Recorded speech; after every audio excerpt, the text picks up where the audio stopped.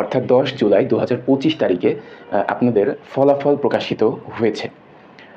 আমরা সবাই জানি যে এই বছর পাশের হার অনেক কমে গিয়েছে। যে সকল শিক্ষার্থীরা ফেল করেছে, আপনি হেরে গেছেন, এই বিষয়টি সম্পূর্ণ ভুল। হয় আপনি কোনো বিষয়ে, কোনো কম্পিটিশনে হয় আপনি জিতবেন, না হলে আপনি শিখবেন। যারা এসএসসি পরীক্ষায় অকৃতকার্য হয়েছেন, আপনারা কোনো সময় কষ্টের কারণে, হ্যাঁ কষ্ট হতেই পারে, বিষয়টি স্বাভাবিক, কিন্তু এর জন্য যে আপনার জীবনকে শেষ করে দিতে হবে, বিষয়টি এমন নয়।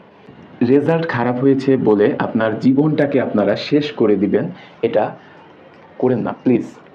আপনার জীবনে রেজাল্টটাই আপনার সাকসেস নিয়ে আসবে না। আপনি আপনার বাবা মার কাছে রেজাল্টের থেকেও আপনি বেশি মূল্যবান, এটুকু একটু খেয়াল রাখবেন। আপনার বাবা মার মুখের দিকে তাকিয়ে হলেও এই রেজাল্টের কারণে আপনার জীবনটাকে শেষ করবেন না প্লিজ।